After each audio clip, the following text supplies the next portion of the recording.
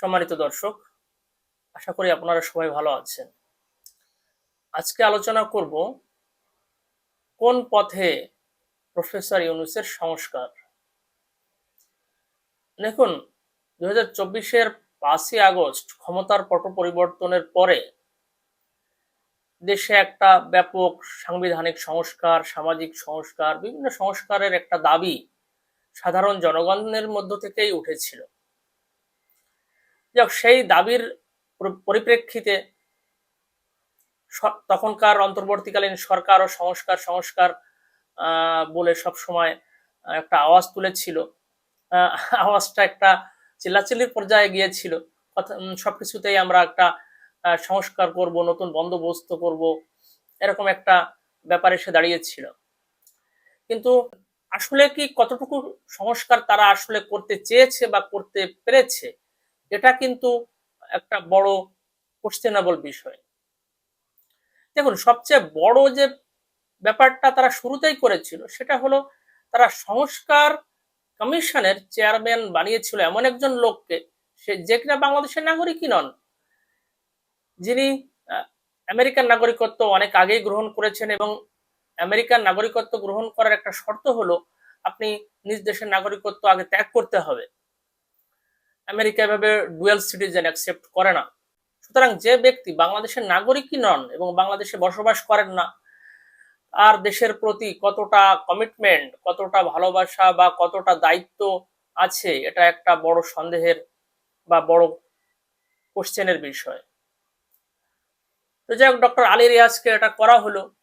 তো উনি বিভিন্ন সংস্কার প্রস্তাবনা, ওনার কমিশন এটা করলেন। এটা কিন্তু সবাই শুরু থেকেই জানতো, যারা আইন কানুন বা সংবিধান নিয়ে একটু খোঁজ রাখেন, যে অন্তর্বর্তীকালীন সরকারের কার্যত সংস্কার করার তেমন কোনো এখতিয়ারই নেই। সংস্কার করতে হলে সেটা প্রধানত করতে হবে সংবিধানের মাধ্যমে, এবং সংবিধান যদি আপনার সংশোধন করতে হয় তখন অবশ্যই আপনার নির্বাচিত পার্লামেন্ট লাগবে। তাই ছাড়া আপনি সংস্কার করতে পারবেন না, সংবিধান সংশোধনও করতে পারবেন না, কিছুই করতে পারবেন না। কিন্তু তারপরে এদের কথাবার্তা এমন ছিল যে আমাদের কোনো কিছুরই দরকার নাই, আমাদের সংবিধানের দরকার নাই, আমাদের কোনো কিছুর দরকার নাই, আমাদের সবকিছুই আমরা করতে পারি। তখনকার প্রেস সচিব তো বলতেন যে সবকিছু করার অধিকার আছে। একটা ড্যাম কেয়ার একটা অবস্থা ছিল। যাই হোক, সে পরিপ্রেক্ষিতে তারা সংস্কারের বিভিন্ন প্রস্তাবনা তারা সনদের মতো করে তৈরি করেন, যেটাকে জুলাই সনদ বলা হয়। আবার যারা সংস্কার সংস্কার বলে শুরুতে থেকেই সবচেয়ে বেশি সক্রিয় ছিল, সেই এনসিপি, তারা কি হলো, সেই জুলাই সনদে তারা স্বাক্ষর করলো না। তাহলে সংস্কারের যে এজেন্ডা বা সংস্কার করার যে প্রসেস বা সংস্কার কারা করতে চেয়েছিল, বা আসলে সংস্কার কোনো উদ্দেশ্য ছিল কিনা, বা তাদের ক্ষমতাটা ধরে রাখাই উদ্দেশ্য ছিল কিনা, এটা একটা প্রশ্ন।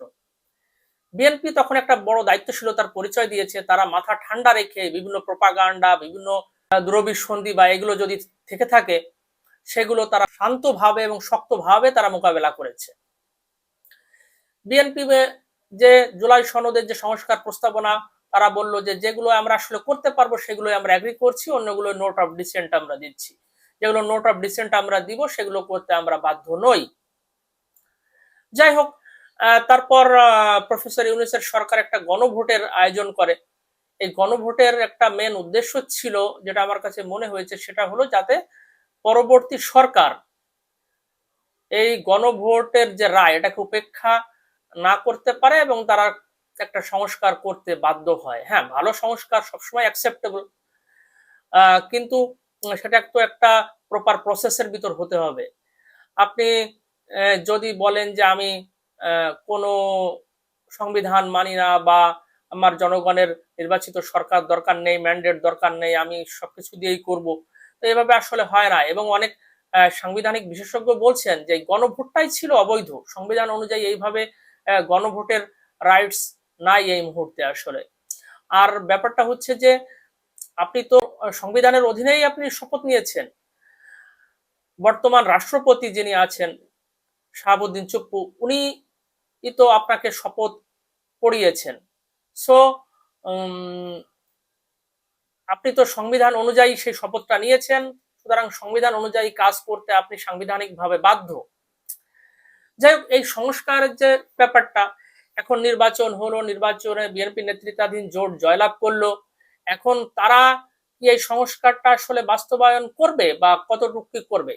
আমার যা মনে হয় তারা একটা পর্যায় পর্যন্ত অবশ্যই করবে, কারণ তারা এখনো বলছে যে তারা যেসব নোট অফ ডিসেন্ট তারা দিয়েছে সেইগুলো বাদে অন্যগুলো তারা যেগুলো অ্যাগ্রি করেছে সেগুলো কিন্তু তারা করতে চায়।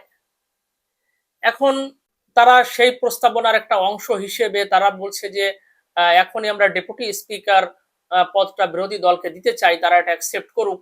আবার দেখলাম জামাতি ইসলাম বলছে যে আমরা সংবিধান সংস্কার করার পরে সেখানে 2টা ডেপুটি স্পিকারের পদ ক্রিয়েট হবে, আমরা তখন অ্যাকসেপ্ট করব। এখন দেখা যাক, আগামী 12 তারিখে সংসদের প্রথম অধিবেশন বসবে, তো সেখানে সংস্কার, গণভোটের বৈধতা বা এইগুলা নিয়ে সংসদ অ্যাপ্রুভাল বা ডিসঅ্যাপ্রুভাল দিতে পারে। গণভোটের পার্সেন্টেজ নিয়েও একটা সংশয় কিছু মহল থেকে তোলা হয়েছে যে আসলে কি 60% উপরে ভোট পড়েছিল। কারণ অনেকে বলছেন যে যখন ভোটের পার্সেন্টেজ জানতে তো কয়েকদিন বা এত লেট হওয়ার কথা না, কারণ হচ্ছে যে যখন ভোটাররা ভোট দিয়েছে তাদের যে স্লিপ কেটে দেওয়া হয়েছে ওইখানেই তো একটা পার্সেন্টেজ চলে আসে এবং সেই পার্সেন্টেজ দ্রুত ওই বের করা সম্ভব। যাই হোক, অনেক বেশি সময় নিয়ে এই পার্সেন্টেজটা দেওয়া হয়েছে, কতটুকু সত্য মিথ্যা এটা বলতে পারবো না। তবে সময় ক্ষেপণটা যদি আরো অনেক কম হতো তাহলে হয়তো এই প্রশ্নগুলো আসতো না। এখন আসি যে পরবর্তী সংসদ এবং এই সংস্কারের যে বিষয়টা। দেখুন, সংসদের সমস্ত অধিকারই রয়েছে, তারা যে কোনো আইন বা কোনো গণভোট তারা বাতিল করে দিতে পারে, তারা অ্যাপ্রুভও করতে পারে। তো সংস্কার প্রস্তাবনায় আমার কাছে মনে হয়েছে কিছু বিষয়ের প্রস্তাবনা অত্যন্ত ভালো ছিল। সেটা পাওয়ার অফ ব্যালেন্স তৈরি করবে, যেমন ডেপুটি স্পিকার যেটা বলছিলাম ওটা বিরোধী দল থেকে হওয়ার কথা, আরো সংসদীয় যে স্থায়ী কমিটিগুলো তার সভাপতি বিরোধী দল থেকে হওয়ার কথা। তারপরে এরকম প্রস্তাবনা ছিল যে 2 মেয়াদের বেশি একজন প্রধানমন্ত্রী হতে পারবেন না, বা দলীয় প্রধান এবং প্রধানমন্ত্রী আলাদা ব্যক্তি হবেন। এই প্রস্তাবনাগুলো আসলে আমার কাছে ভালোই মনে হয়েছে, কারণ এইগুলো একটা পাওয়ার অফ ব্যালেন্স তৈরি করবে কাঠামোতে। এইগুলো যদি বর্তমান সরকার যদি ইমপ্লিমেন্ট করে, এটা আসলে তাদের যেহেতু 2/3 মেজরিটি আছে, এটা ইমপ্লিমেন্ট করার সমস্ত দায় দায়িত্ব বা সমস্ত ক্ষমতা বর্তমান বিএনপি নেতৃত্বাধীন সরকারের হাতেই রয়েছে। তারা ইচ্ছা করলে এগুলো সব ইমপ্লিমেন্ট করতে পারবে, আর ইচ্ছা না করে তারা এগুলো বাতিলও করতে পারবে। এখন আসি আসলে সংস্কার বা সংবিধানের লিখিত দিয়ে কি আসলে দেশের গণতান্ত্রিক চর্চার প্রতিষ্ঠা বা দেশ কি ভালো হয়? আসলে এভাবে হয়তো কিছু দূর আগানো যেতে পারে, কিন্তু গণতন্ত্র হচ্ছে একটা চর্চা। আপনার রাজনৈতিক দল, সাধারণ মানুষ, তাদের ভিতর যদি গণতন্ত্রের চর্চাটা না থাকে, যে আমি আমার ক্ষমতা চলে যাওয়ার পর আমি সুন্দরভাবে ক্ষমতাটা হস্তান্তর করব বা আমি পরাজয় মেনে নেব, এই মাইন্ডসেটটা আগে আমাদের রাজনৈতিক দলের ভিতর গ্রো করাইতে হবে। দেখুন, এবারও কিন্তু নির্বাচনের ফলাফলটা সেইভাবে মেনে নেয়নি।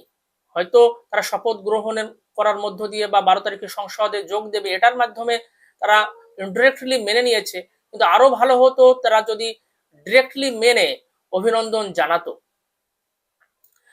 তারা ওই সময়টা নির্বাচনের পরে জামাত ইসলামের আমির উনি একটা সোশ্যাল মিডিয়া হ্যান্ডেলে একটা পোস্ট দিয়েছিলেন, কংগ্রাচুলেশন জানায়। পরে সেই পোস্টটা অবশ্য ডিলিট করে দেওয়া হয়। আমাদের রাজনৈতিক দলগুলোর ভিতর নিজেদের ভিতর আগে গণতন্ত্র আনতে হবে, গণতন্ত্রের মানসিকতা, যে আমরা একটা ভালো নির্বাচন, নিরপেক্ষ নির্বাচন দেব, আমরা পরাজিত হলে সেটা মেনে নেব এবং আমরা বিরোধী দলের সিটে বসে আমরা দায়িত্বশীল আচরণ করব। গণতন্ত্র হচ্ছে একটা চর্চা, একটা দীর্ঘদিনের অভ্যাস। আপনি শুধু আইন করে বা সংবিধান করে আপনি গণতন্ত্র প্রতিষ্ঠা করতে পারবেন না।